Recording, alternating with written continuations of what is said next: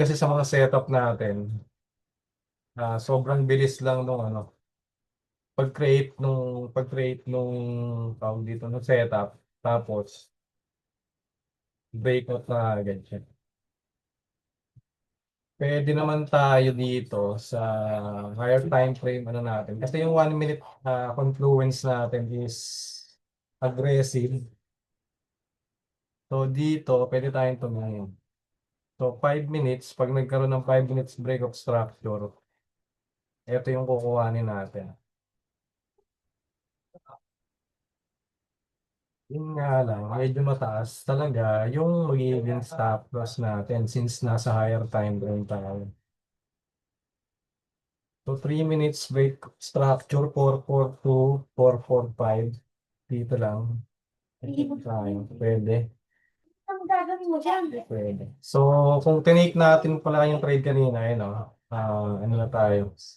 Partial na tayo. Tapos naka-break even na yung ano natin, yung entry natin. Then, lalaki na lang natin yung full TP dito.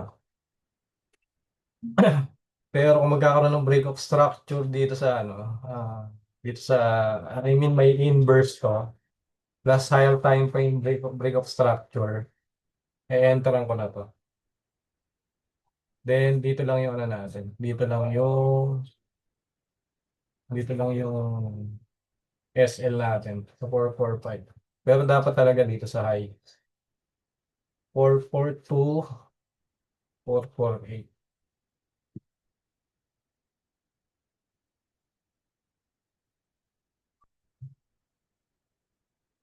Sige, 2 minutes bago mag-break. Pero tingin ko okay na to. Mag-aano na to. Ito na yung bias for the day.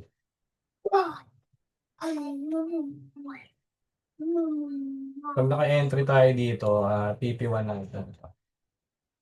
Pag close lang yan below dito sa linya natin. Kasi dito may inverse yung fair value gap ng 5 minutes. Yung bullish. 5 minutes closure sa below the ayan, puting linya. Sell tayo. Then, stop loss dito sa 334550 or 334560 para meron tayong allowance sa spread. Then, let's see kung ano mangyayari. Then, partial tayo dito sa 3336. Huwag lang bobomba ng ganyan. Kaya maganda sa 1M, nakakuha tayo ng tight na pwesto. Yun nga lang aggressive. Sa 5M, medyo safe. Kaya lang, dyan na, tumata. Medyo lumalayo sa ano natin pa. Magiging 6 pips na rin yung ano natin nito. Yung SL natin. Naiwanan na tayo guys. Pagka ganito naiwanan na, ah, pwedeng mamaya na lang ulit mag-trade. Wala na, bumaba na siya. Ayan.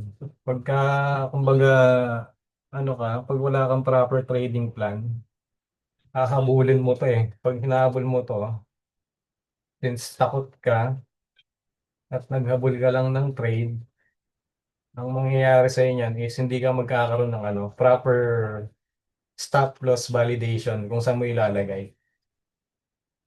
Kasi talagang para ma-invalidate yung idea natin sa trade na to, dito dapat talaga yung ano yan. 48, 348.70. 7 seconds. Trade tayo.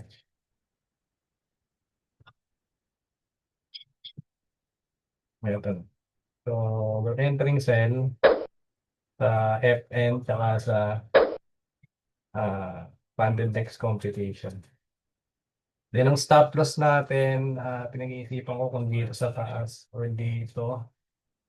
Pero para safe lang, ayoko mag-risk na masyado mataas.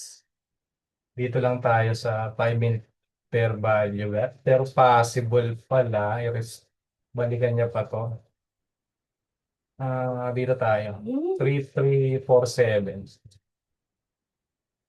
So, ayusin natin. 3347 yung stop loss natin.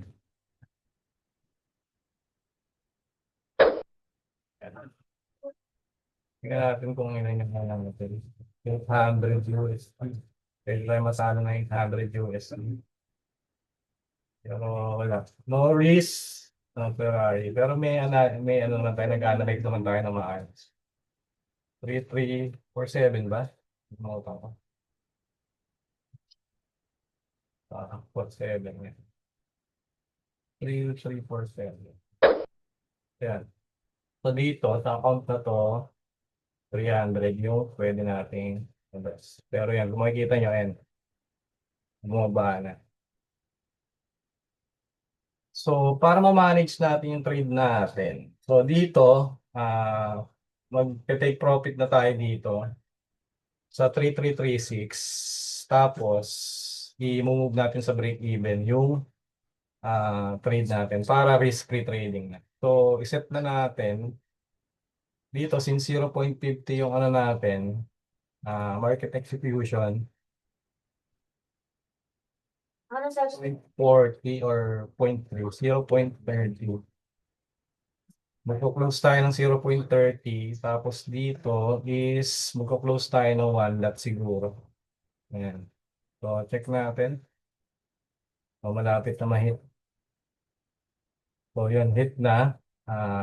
Close na tayo. 1, close na rin. 2.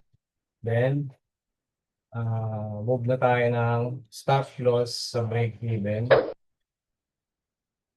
Next, stop loss sa break-even. Ayan.